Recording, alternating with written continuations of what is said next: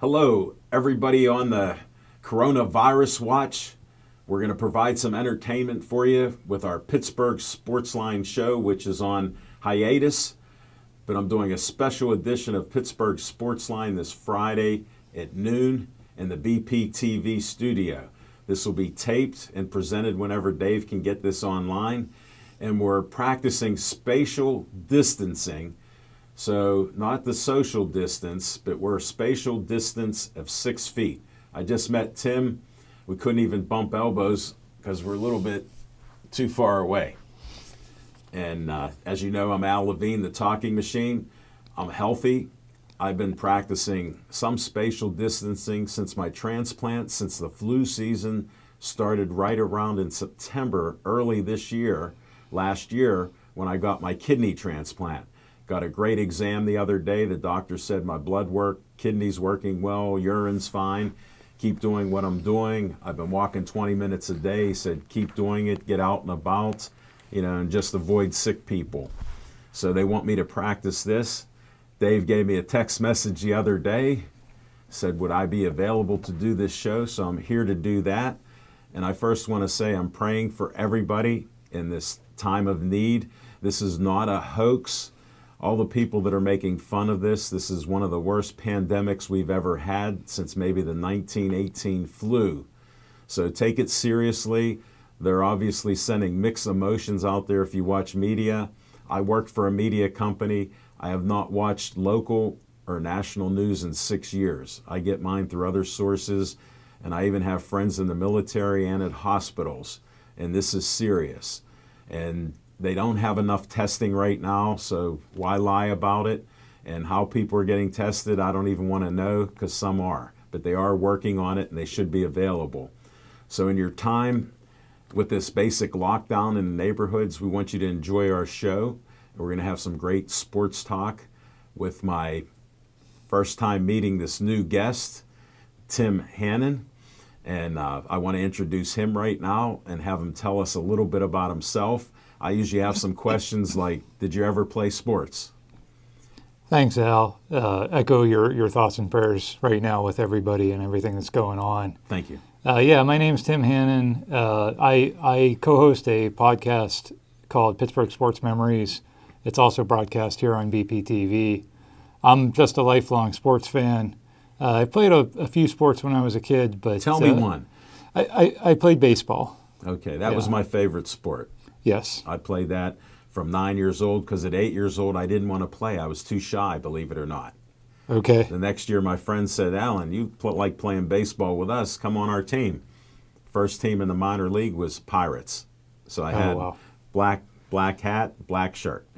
Baseball was probably my favorite sport as a kid, and I loved the Pirates. Yes. And I was maybe 15, 16 years old whenever the Sid Bream thing happened, and I haven't ever loved baseball as much since. Let me clarify something for you, because I know you're not a conspiracy guy on this stuff, but I always wanted Sid Bream on my show, one of my shows I do on location.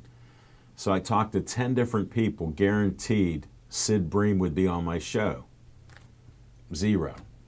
I go to a Jessica Lee show that I promote, a jazz singer, and this young guy comes up to me. He goes, Jess told me you'd do a sports talk show. Would you like me to tell Sid Bream to call you? I go, you're the 11th guy to tell me that. Just give me his number. He goes, it's right here. He gave me his number. I called the next day. We did phone tag for a week, had him on as a guest. Smoking Jim's new to baseball. He kept saying, what about the curse of Sid Bream? I said, that started a couple years later because people looking for an excuse. It was Barry Bonds not getting a good throw in there. And I mean, a guy with 6 operations, he explained his knee operations, and he's such a nice guy. He's a chaplain for a trucking company right now, and he lives in the North Hills. So I ended up doing another show with him at the Oaks Theater, did a special interview with him that they loved.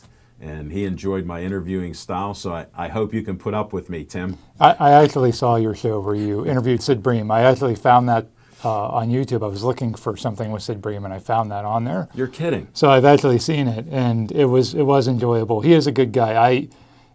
His kid went to my school back then, and so I'd school actually was met that? him. It was a Christian school in the North Hills. Okay. And when the Pirates didn't renew his contract and he went to Atlanta, he was pretty upset about having to leave He Pittsburgh. explained he was heartbroken, him and his wife. Right, and so it was so hurtful then to see him be the one that scored the run. And yeah, baseball's just never been the same in this town since, unfortunately. Well, as you understand, believing in God and everything in your history, God puts mysterious things in our path and doesn't tell us what's going to happen. Right. And it's how we deal with it. And I'm assuming you've dealt well with some things and maybe not so well with others, just like I have. Yeah. So, Yeah. no, thanks for pumping my big ego up, saying you watched my show. I with did. Sid. It was a good interview. Yeah. Thank you. Then you can co-sign that, and you did. Thank you very much. But I had fun with it. Yeah. And he enjoyed it also and thanked me afterwards, which, it's rare that somebody does thank me for that, but I appreciate that. Good. We'll let you carry on with our love of baseball, and then what's next? Yeah, that's all. My thing is you started out as a young man playing some baseball and stuff, and did you go to Steeler games? Yeah, so I've been. That's what I wanted to segue in. Sure, gotcha. I've been a lifelong Steeler fan and Penguins fan and Pittsburgh sports fan. Bleed black and gold like me. Bleed black and gold. My dad has had season tickets since the Three River Stadium opened. He was there for the Immaculate Reception, and he Did started he see taking. it? He did see it. He stayed. Because He was still Myron there. Cope, a friend of mine, did not see it. Yeah, some people. The guy. He had 2 tickets. He still has 2 tickets. The same 2 tickets he's had since You're 1971. kidding. Where does he sit? It was section 276 in Three Rivers, and it's section 107 in Heinz Field. Wow. Same angle into the field. Right, a lower Yep. seating. Yep. Yes. And the guy he was with for the Immaculate Reception, he left early. He said, "This is over." He was going home. Wow. And my dad stuck around. He said, "I'll stick around till the end to see Your if dad is anything a true happens." Steeler fan. He We is. watch every game till the end. Yes. And so he started taking my brother and I to games in probably about the mid '80s. Okay. We actually just recorded an episode for our show for the Pittsburgh Sports Memories, where we did a whole retrospective on those '80s Steelers. I will watch that were it. bad. Yeah, and those Because that's teams, why I'm glad John Opraskak offered his painting for our shows. And it's Three Rivers Stadium. I said, I have the greatest memories from skipping school and going to Three Rivers, watching opening day, to seeing championship games, playoffs, etc. Yeah, I have a lot of good I'm honored to memories, have too. that on our show. Yeah, I was fortunate enough to be there for the last game, and it was sad leaving that day. But when I first started going to those games in the mid '80s, the team stunk, and Exactly. but as a kid, it was still fun being able to go to games and things like that. Well, So you enjoyed it. I enjoyed it, and like I said, we just did a whole podcast on those teams because you talk about the '70s Steelers, you talk about some of those Cowher teams, you talk about the Ben What about era. the 80s? Yeah, and that era is largely forgotten. A lot of those players are forgotten. Sure. And so we wanted to just go back and sort of relive that era, and it was sort of a tough time, and there was a lot of bad stuff, but then there was some good stuff too. Sure. I'll have to tune into that. You piqued my interest for sure. And so yeah, I've been going to Steeler games ever since. Had Penguin season tickets for a while. Had Pitt football season tickets for a while. Yeah, just a huge Pittsburgh sports fan. Lots of good memories. That's why we started the Memories podcast, because And when did you start the Memories podcast? earlier this year, we just started it in January. You're kidding. So you're newbies to this. We're newbies. We've got, I think, 9 or 10 episodes recorded so far. We're releasing them every couple of weeks. That's great. And it's just been fun. It's with the lack of current sports right now, right? It's My son a and good I time to are look back. struggling because we don't want to see all these specials and repeats of games from 10, 15, 20 years ago. We've seen them mostly. Yeah. So why do we want to see them again? Unless it's one of those special games, but they haven't been doing that. They've been doing some college bowl games and everything else, which Right. I could care less at this point in time. Right. No, I'm glad I can do some interviewing with you on it. I want to top your story about, I was at the last game at Forbes Field, because I think I'm a little bit older. I'll be 64 this year, so I think I got you by a few years. So friends of mine, we went to Forbes Field. We were in Greentree, so we had to take a bus and a streetcar to get there. And we're at the game, and after they were over, I didn't even know who won. People were tearing up seats. They're on the backstop, jumping on the backstop. They're pulling turf off the ground, trying to pull the plates out. Guards are trying to stop them. They got plates. They got everything. And you talk about an experience. I can still picture it talking to you today about how great it was being on the field, because that was a huge field. And I think 457 to, the center field, wall. I mean, that's unbelievable. And the backstop, that cage was huge. We even walked out there because people were climbing and jumping on it. You talk about what a day. You were seeing history just go by the wayside from 1909 to, what was it, 73 or something like that. So Wow. it was quite the experience, because I was into baseball big time and, enjoyed that thoroughly. Yeah, that's great. That's a very cool I was there moment. Oh, yeah, because a lot of people will tell you that stuff, because there might be 10,000 people at a game, and years later there's 150,000 have all gone there. Just like when the Penguins first come about in '67, they had blue jerseys and stuff, but we didn't think about, why are they black and gold or not. We had our sticks, and we play hockey right outside with a ball. That's the fun we had with 10 of us playing hockey before the games. So, it's just great how you love the sports. I love the sports. So we're going to have some fun. Definitely. I got a couple promos that I like to do. And first up is Olive Oil's Pizzeria. They sponsor our show when we do our live Tuesday night show, which we've been doing for 8.5 years. And they give us an XL pizza and a hoagie for all our volunteers and myself to eat. And they're right at Hillcrest Shopping Center, 412-831-1900. I don't know if I should hold it up for you. And we appreciate their sponsorship. And to keep them in business, make sure you keep ordering for their takeout. They have great fresh products, all kinds of Italian food. So check it out. Next, I end each show with Stay Joey Strong. This is in honor of a 9-year-old boy who died before his 10th birthday, who had DIPG brain cancer. Very sad. I'm friends with the parents, and to show how they are and the character that they have and what good people they are, they've raised over $100,000 the last 6 years in honor of Joey. They do a 1-mile 5K run at the high school every September. Every year except for last year when I was getting my kidney. I missed it, but I introduced the superheroes that Joey loved. They wear superhero costumes, and they run to support Joey, and they raise thousands and thousands of dollars. Like I said, over $100,000 with events that they do. So go to the Joey Fabus Childhood Cancer Foundation, find out what they're doing, see if you can help. You could volunteer and help. You could give them as little as $1 or whatever you could afford, but it's a great foundation. And stay Joey strong. Next up, another nonprofit that I'm with. I'm trustee with the Bethel Park Historical Society's Schoolhouse Arts and History Center. They're at 2600 South Park Road.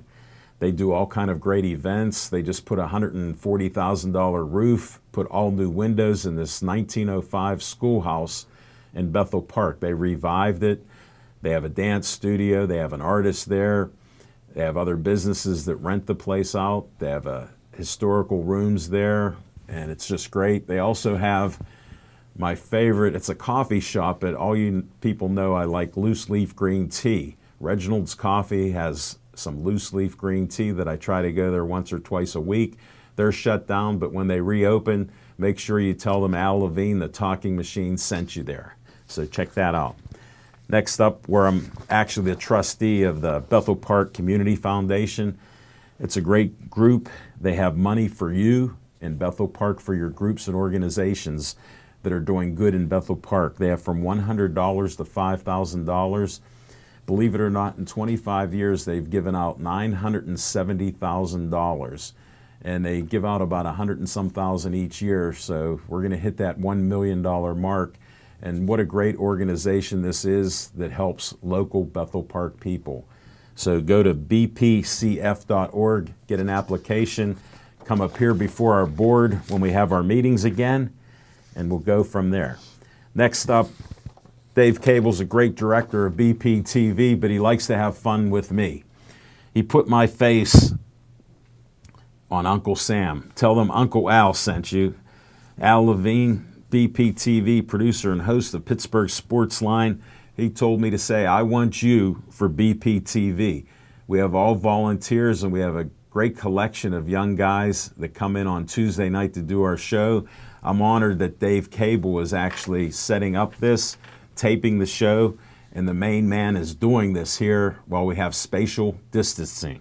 So check it out. You can give a call, 412-831-3304, and see when Dave can plug you or your children into this system.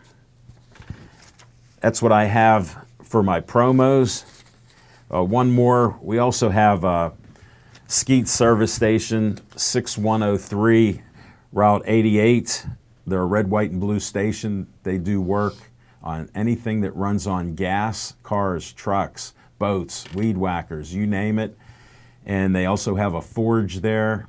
They have a drive shaft company, Pittsburgh Drive Shaft. They make axles, and they even started working on electronic yard and garden products like weed whackers, hedge trimmers. They can even fix them. They were told me, Skeets told me that.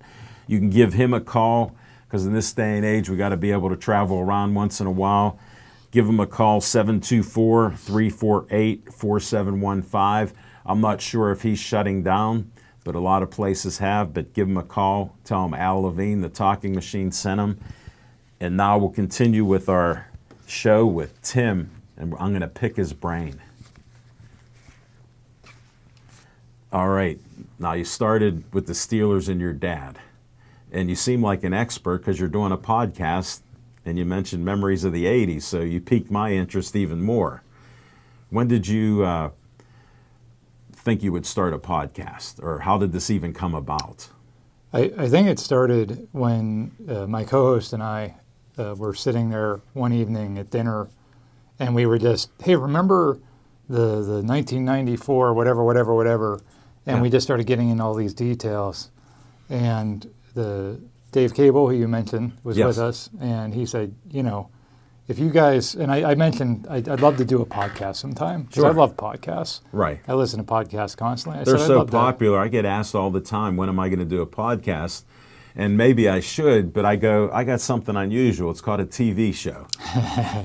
Yeah, and it's a great thing to listen to in the car. It's just, so I wanted to do that. And And you have access to it 24 hours a day. Right. And so, Dave said, hey, if you guys, imagine if you actually did some research and got your thoughts organized, that would potentially So he make an guided interesting you. podcast.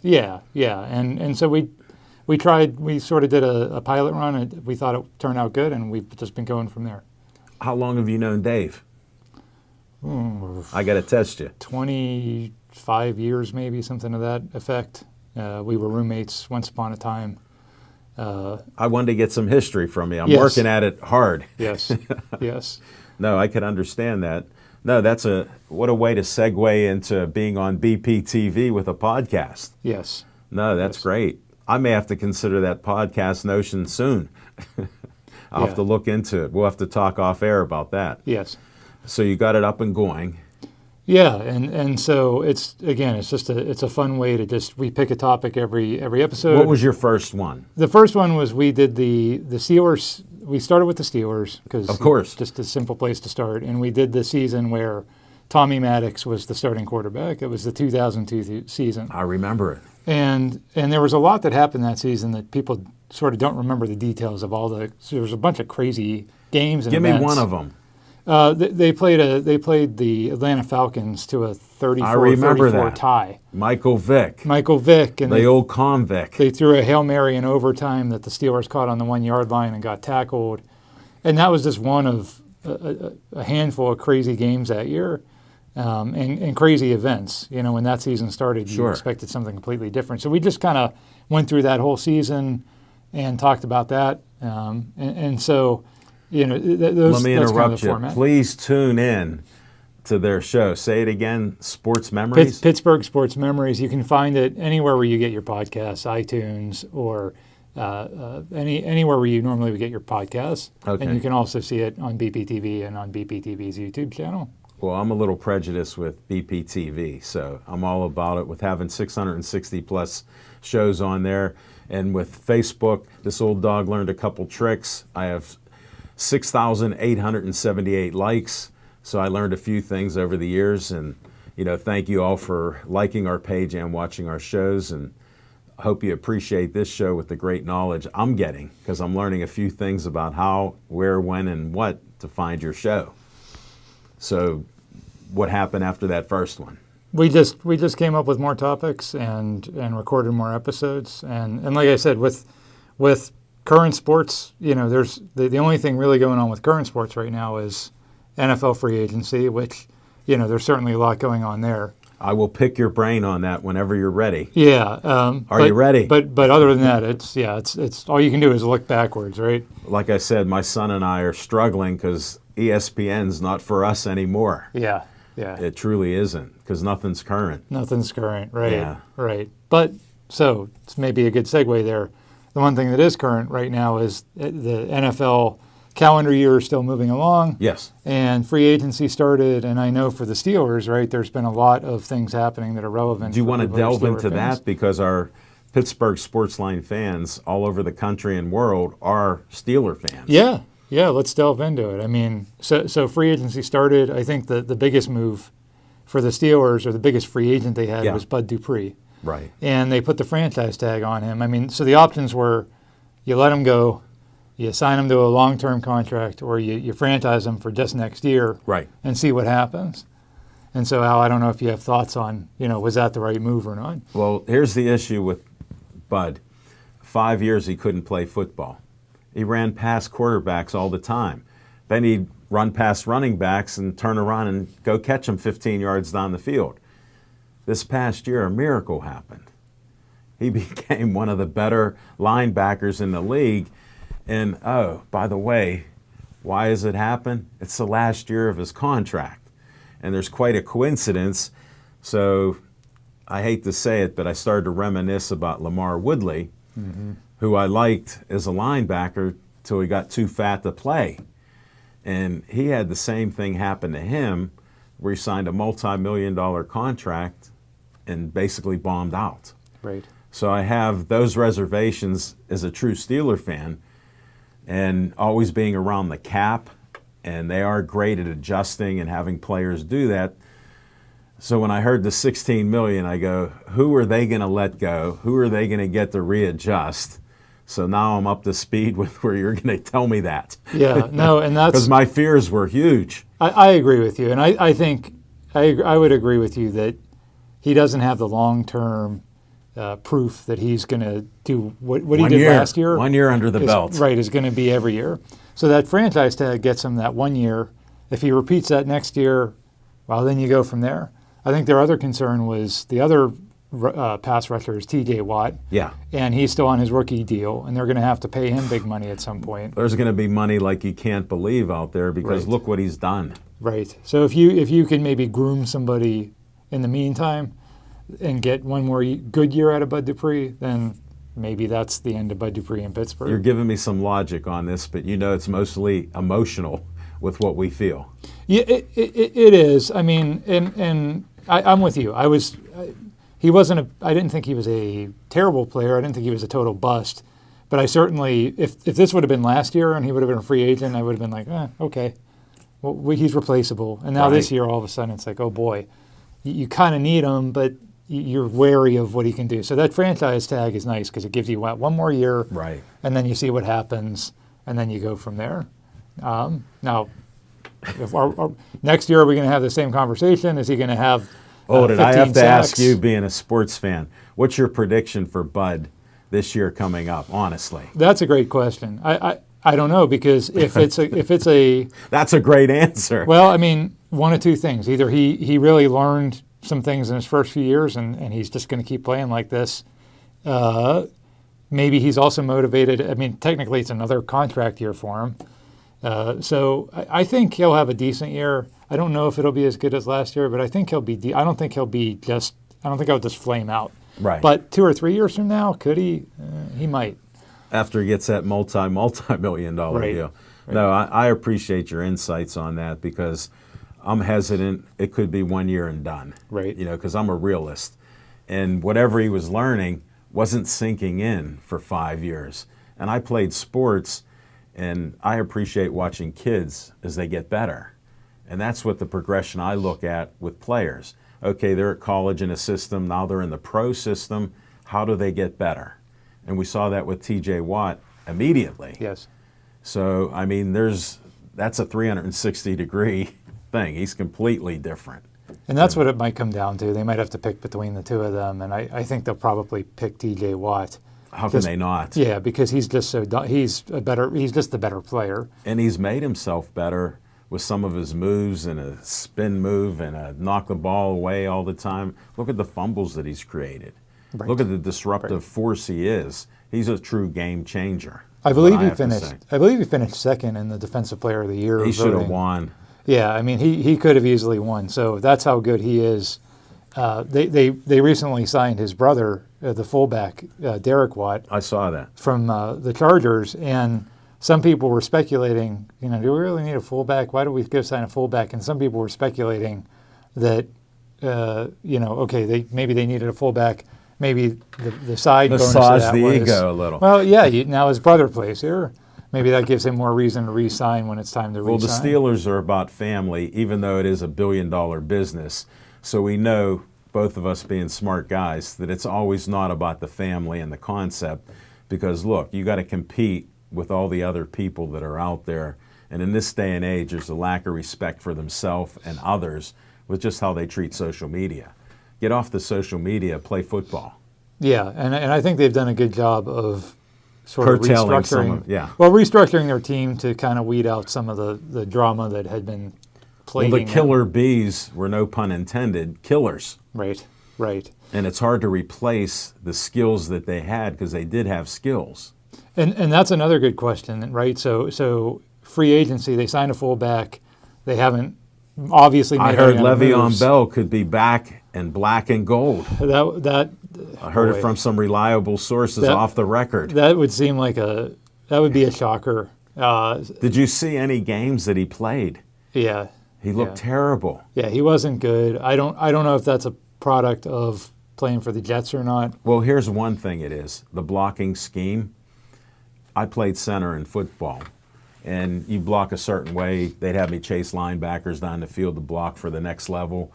Now, with our blocking, we would take a step, then block a guy or keep a block going, where the Jets weren't like that at all. Okay. So they didn't have those skills that I could see. A couple games that I watched, I was like shocked. I go, he doesn't even have a chance to run, let alone hesitate. Right, and that's sort of the way he ran. Right, and there was that hesitation, then he'd take off. Right.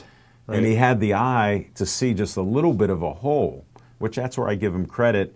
And the Steelers always bragged about their line, but losing their line coach, Munchak, who's a legend, I think that affected him on the little nuances that we look for in the games. That makes sense. So I'm hopeful.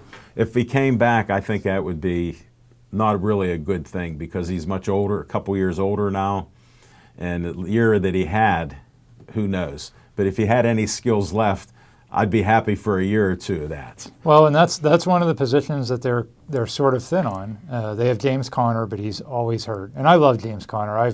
I'm a big Pitt football fan, and I've loved James Conner since his sophomore year of college. Just the heart that he has. Sure. And I always just loved watching him play, even before the whole cancer thing. I just loved watching him play. So he's a great athlete. Yeah, I love James Conner.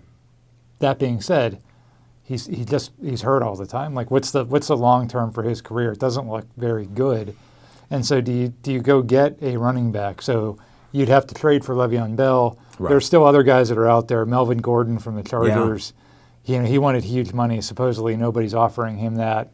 Sure. Still seems like that would be a stretch. Put it like this, they don't like to talk about blacklisting like the NFL practices. Yeah. But common sense tells you 1 + 1 = 2. They don't want to spend the money on these guys, and they know they need them, so they figure they'll let them hold out, and they'll come begging a year or two later or 6 months later because they want to play.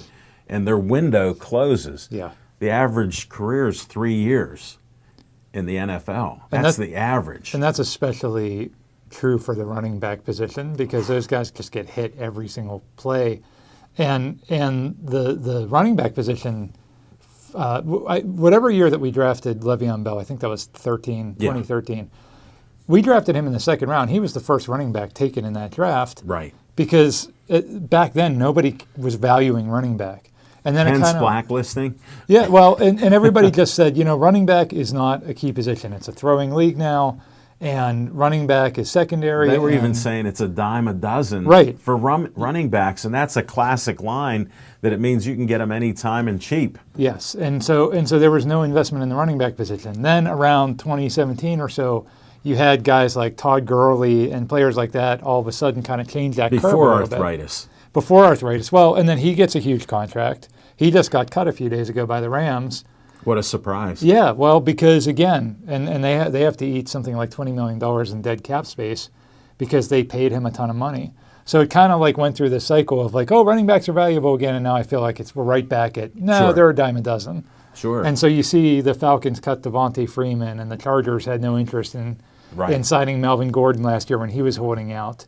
There's still exceptions. Derrick Henry got franchised by the Titans, and Ezekiel Elliott. What a beast! Right, game changer. He was so dominant, and so you still have, I think, those maybe upper echelon guys that maybe are like you can't live without them. Sure. But I think, like you said, the rest, I think they're viewed as dime a dozen. So if you're the Steelers, what are you doing there? You have a couple of guys. Do you have $1 million for Le'Veon?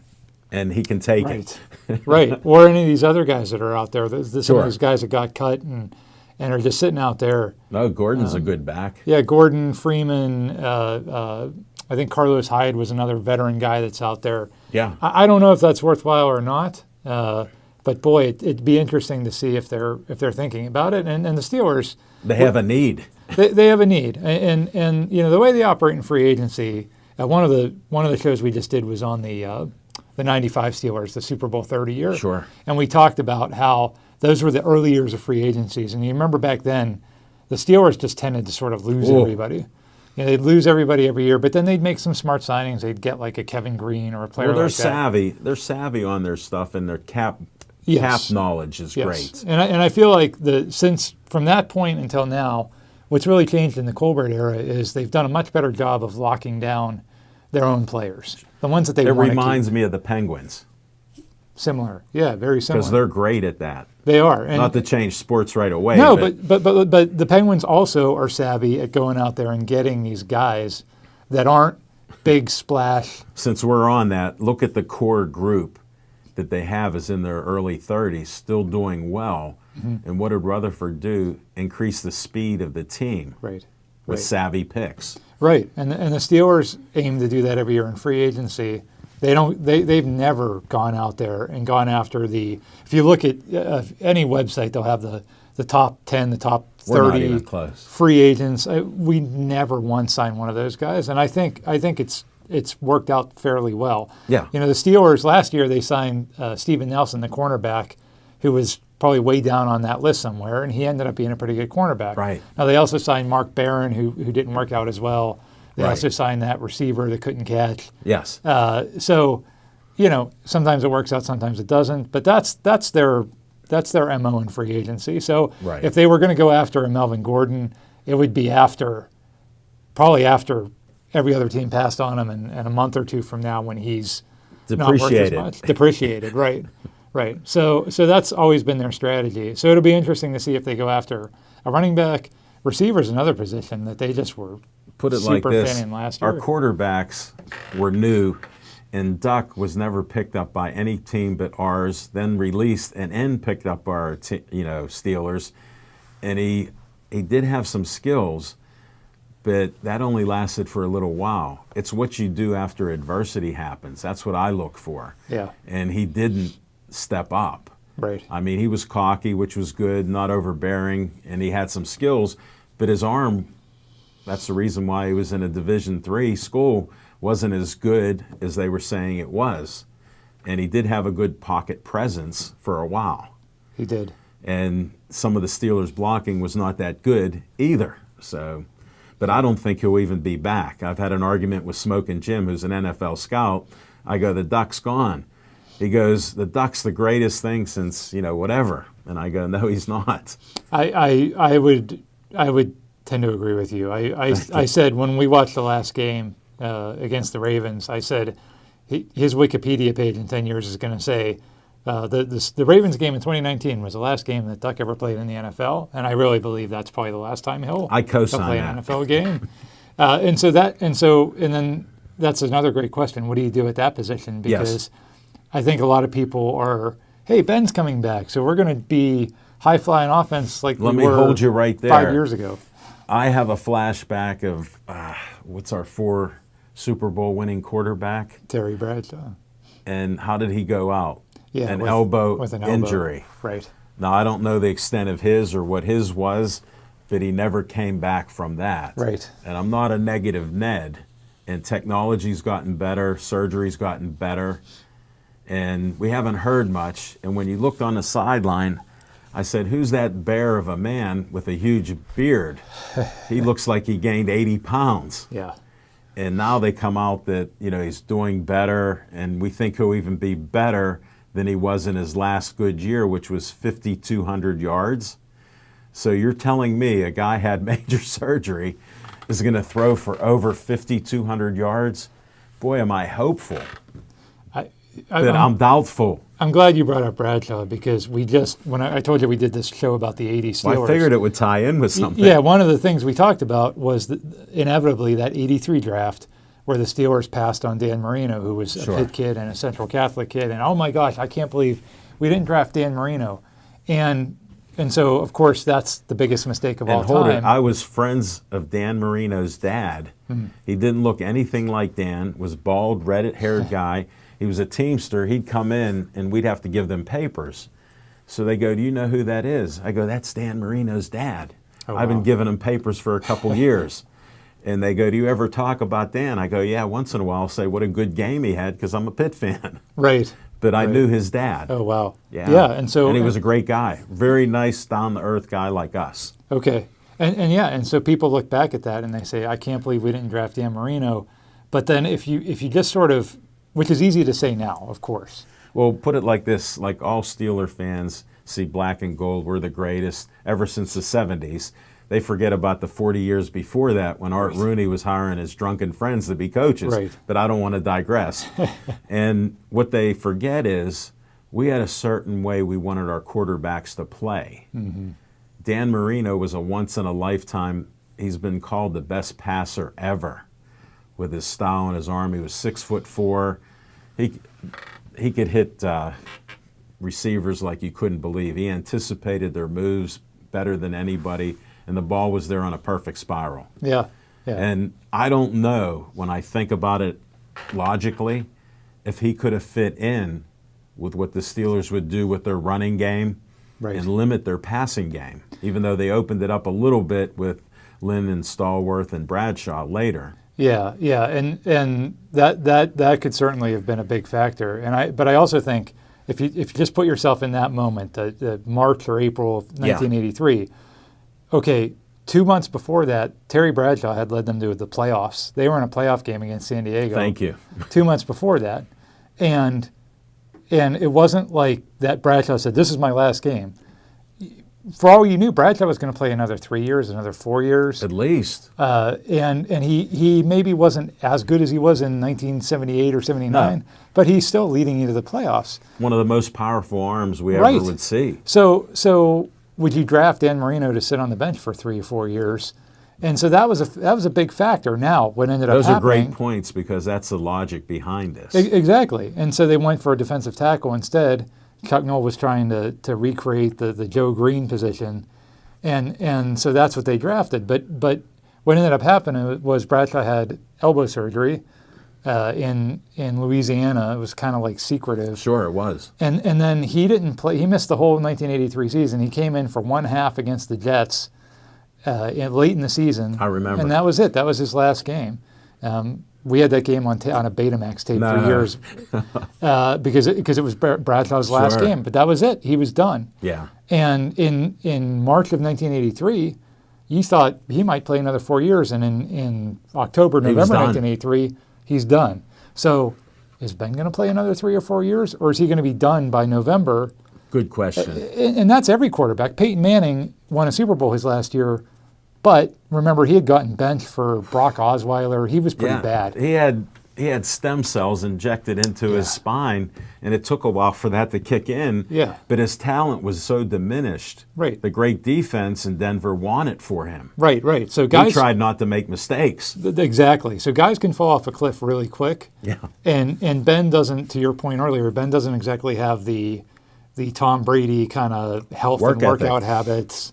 He just doesn't. I mean, and so. What do you mean? The 20 pounds he lost before this past season, he didn't look better? He looked better because of that. He looked better. And I love Ben. He didn't have that big gut. No, and I love Ben, and I hope he comes back and he's awesome. But now you haven't got the weapons anymore. You don't have AB. You don't have Le'Veon Bell. You have fewer weapons. You have him coming off an injury. I just think there's so much uncertainty. You have Mason Rudolph. Your point about how do you bounce back from adversity, I'd be more interested in Mason Rudolph because he showed it. I think he was starting to show it. He went through a lot. I mean, the injury against Baltimore. How do you get knocked out? Yeah. You get knocked out, and they're not even taking you off on a cart. I know. So just that extreme in itself. Oh, and then the whole helmet thing and being accused and then of the false accusations right. when nobody on the Browns heard or nobody on the Steelers heard the N-word. Yes. So I don't care what kind of guy Garrett was or is, he's a liar. Yeah. And he should be called out for being a liar. Yeah, I agree. I think that was. That's how simple this is. I think that was bogus. But that's all the stuff that Mason Rudolph had to deal with. Can he come back? What if Ben gets hurt in week 2 again, or what if Ben just doesn't have it anymore? Right. So do you go with Mason Rudolph and trust Mason Rudolph, or do you go out there? There are some veteran. I'd look at a quarterbacks couple out there. veterans just as a temporary type of thing, because Mason Rudolph showed me some improvement from his first year when he didn't play at all. He showed me some of the things he has, but he also showed me some of the things he doesn't have. And that's what bothers me for our future. And he didn't have very many good receivers, so I'll give him that. Right. And the running game was shot, so I'll give him that also. So those things can be fixed or tweaked. Right. So I'm a little hopeful that when we start the season with him, that we'll have some improvement. I'm hopeful for that too, and I think if you go out there, so we've already seen this huge quarterback carousel, right? Yes. Brady goes to Tampa Bay, Yeah. and Phillip Rivers goes to the Colts, and Tannehill and Breeze stay where they're at, and Teddy Bridgewater, I think, went to the Panthers. Just a whole bunch of movement in quarterbacks. Rarely do you see that. Not to this level, certainly. and so who's still out there? I mean, Jameis Winston's still out there. Why would you want a guy that can throw 5 interceptions and 5 touchdowns? Well, and I don't know that he's going to want to come be a backup either. He was a starter. Egos come into play. There's an opportunity out there for him somewhere. You have guys like Andy Dalton, who you'd have to trade for because he's under contract, but the Bengals are going to draft the kid from LSU. Right. So if you go out and get a veteran quarterback, it's going to be at least a $5 or $6 million cap hit, and that means that if you wanted to sign a running back, receiver, offensive lineman, whatever, you're investing that in a guy that potentially might stay on the bench the entire year. Sure. So I think that's a tough decision. How do you weigh that? Yeah. Sure. Yeah. As a team. And I don't know the right answer to that. But then if you go into the season with Mason Rudolph, then you really have to trust that Mason Rudolph is your guy, that he learned enough last year, because it might come down to him again. Right. You never know. I'm thinking it does. I wouldn't be surprised at this point. And Just I think, the way things are and the way we're going to be limited in our cap. Yes. No matter what, we got to face the reality of it. Right, and the optimism, hey, Ben's back, so now everything's back to normal. I'll believe it when I see it, kind of thing. And I cringe and I hope on that is. just because of history here in Pittsburgh. Right. And when you start messing with tendons, it wasn't Tommy John surgery. So what surgery was it, which they don't explain? Yes. And how bad was that tendon?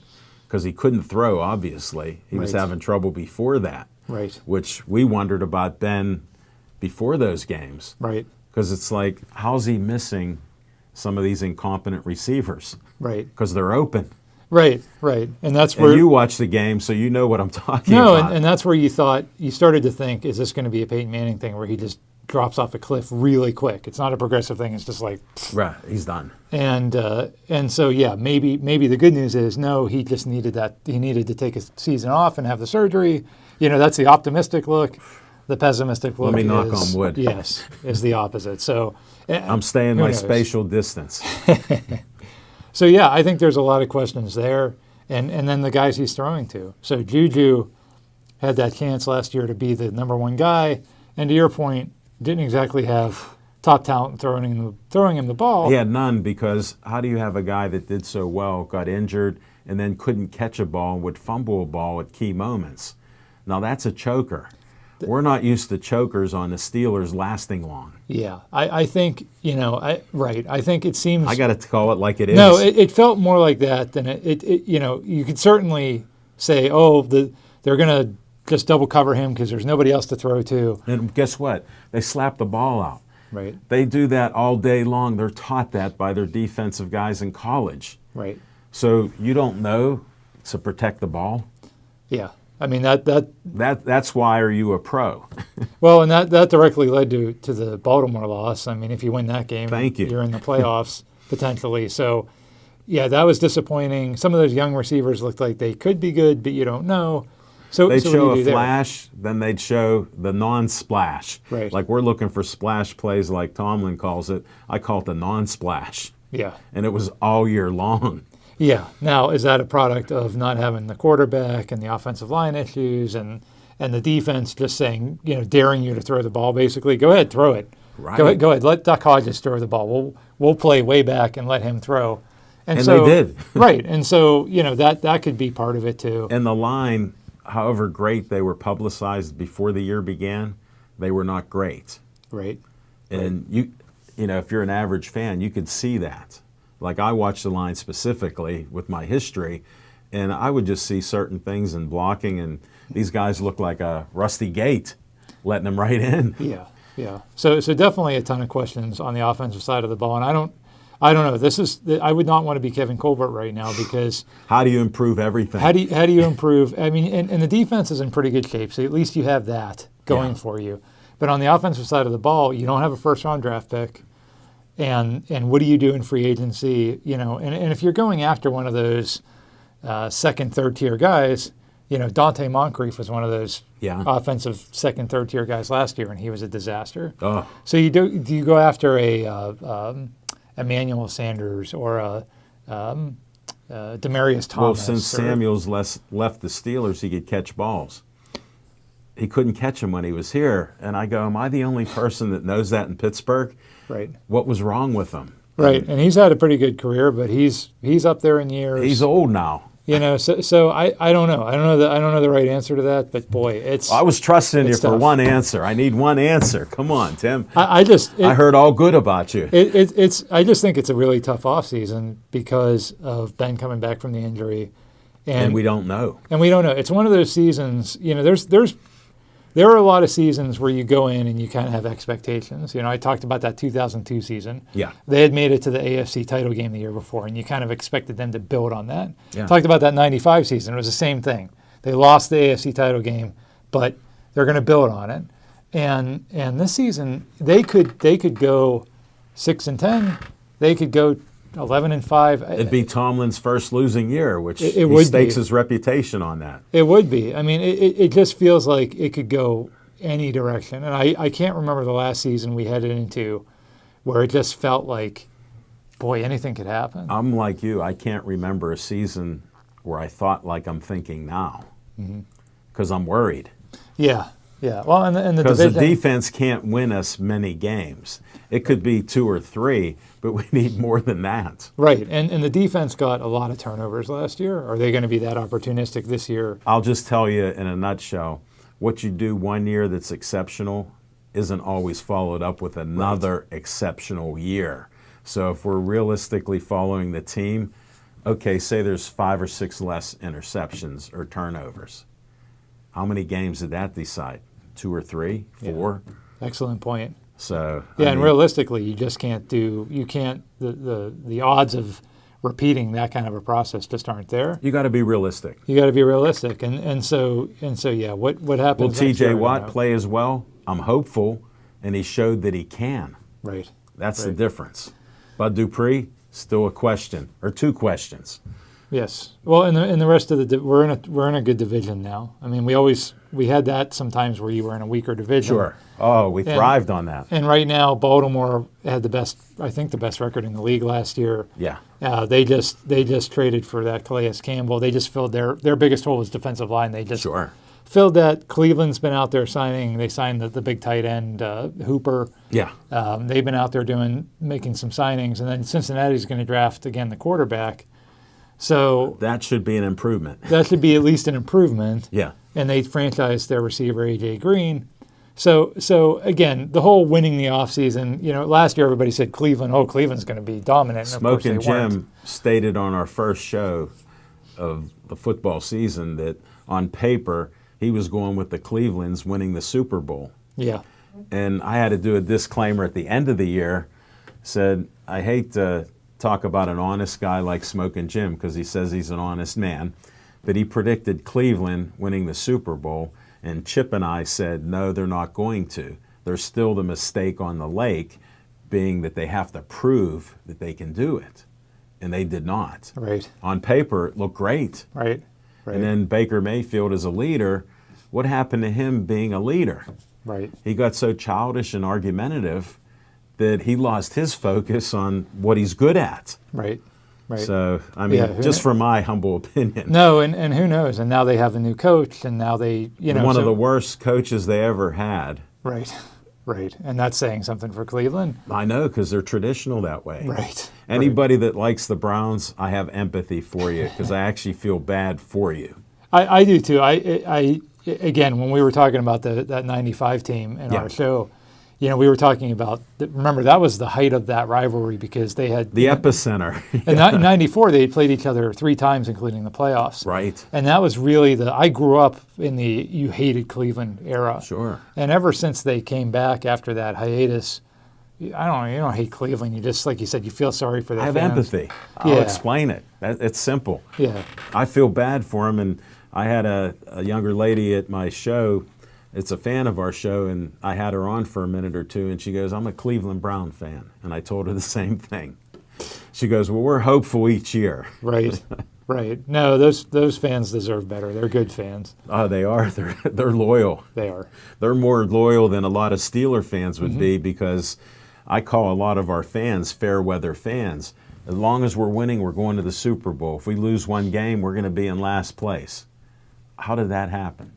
Well, one of the reasons we wanted to do that 80s show was to kind of put things in retrospective because an 8-8 season right now is a disaster to a lot of Steeler fans. Oh my gosh, that was the worst. We were 8-8. Smoke and Jim said for a couple years when they were 8-8, the Steelers don't want to be great. They want to be 8-8. So for 4 years I had to hear it, but 2 of those years they were like that. Now we're back to that. They were, but if you compare that to where we were 30 years ago, and some of those bad teams we had in the 80s. It was just good to sort of remember that we went through tough times. We've gone through tougher times, and they still field a pretty competitive team every year. Not where everybody would want them to be. Well, you can talk about how great Noel was, and he was called the Emperor, but he fell in love with players and kept them too long. And we as fans could see that. Mm-hmm. But he couldn't let go because of what they did for him. And we paid the price. Yeah. Yeah. And he paid the price with his job. Yeah, yeah. So, I mean, we got to call it like it is. The reality means everything. Right, and it makes a big difference because you're not supposed to be that way. Like in the free agent era, you don't have a chance now because they'll be gone and you can't pay them. Well, you look at the way that Belichick runs the Patriots and Brady leaving was such a shock, and you wonder, did Brady want to leave because he felt like he didn't have the weapons? Or is that one of those typical Belichick, okay, I'm done with you now, like he's done with so many of their other Put it like this, stars. I think they were on the verge of that the last couple years just because of Belichick's personality. Mm-hmm. And I think that ate at Tom because he's such a competitor. And the question always is, did the egg come before the chicken or what? Sure. So who helped who with this? Right. Or whom? And the way Belichick runs that team is a little cold, but it's business-like and professional in this era. It is, and that's what you have to do. And they certainly have had enough success to show that he's doing it the right way. Yes. As And much they, as they we all did have hate the it here. greatest quarterback of all time there. They So did. They did. I know. that I know. means something, Tim, no matter how you grade this out. And that's very courageous for you to say to a Pittsburgh audience I because have to.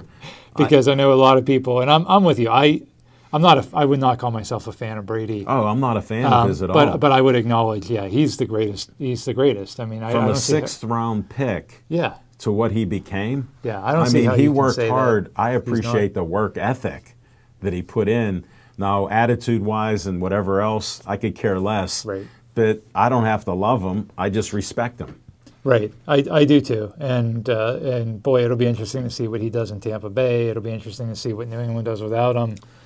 Oh, yeah. That's going to be. We talked about the Steelers and uncertainty, and it'll be an interesting season. I think the whole season, assuming it happens, who knows what's going on right now. Well, but, the first thing we need is Big Ben to start throwing footballs. right. That's the first thing we need. Then the second thing is to see how he recovers after throwing with a major surgical arm. Yes. So those two things are at the top of my list in case you didn't notice. And after that, then I'll start to think rationally. Yes, absolutely. So yes, but I think in the free agency, again, they sort of kept their best player. They lost a few guys. Yeah. They haven't made a splash, which is you wouldn't expect them to. What do you think they're going to do realistically? With the rest of free agency? Yes. I think they'll probably wait until the draft and see who they get in the draft. Okay. I think they'll try to plug holes that way. The only caveat I'd say to that is, again, they don't have a first-round pick. And Right, it's a second-round pick. So. Yeah, and they also traded away that third-round pick, but they got a compensatory pick. Yes. But they have, what, 2 picks in the top 103 Yes. picks or something? So only But because one of of them's that. 51 or something, they've been saying. Right. So I don't know how you hold your hat on 51. So that's what I mean. So in a normal year, I think they'd wait for the draft. This year, I don't know. They might be more Well, aggressive. that's why I asked, because I think they might make a move They might have to. with somebody, because if they can negotiate them down a little bit, Right. because the reality of them not playing or getting a team or nobody really wants you, Right. or there's nobody to compete against with the negotiations, I think that could help. Yeah. I could see them making a more of a splash move than they normally do. Yeah, that's just my because of that. little insight to it. Because I don't follow the draft as well as you do. But I just got the signal from Dave that we're going to be wrapping this show up because we went pretty in depth. I hope you enjoyed my new friend, and I'm a fan of, say the name, The Pittsburgh Sports Memories. on BPTV, iTunes, iHeart, whatever you get podcasts. Check these guys out. I'm already impressed with Tim and what he brought to our show, Pittsburgh Sportsline, and thanks for watching our show and pumping me up a little bit. Thanks for having me. You're welcome. And I gotta end this show. Thanks for watching us. Stay healthy during the coronavirus. Keep your spatial distance like we did today. We're staying healthy, and we're able to present sports to you on BPTV. Stay Joey strong.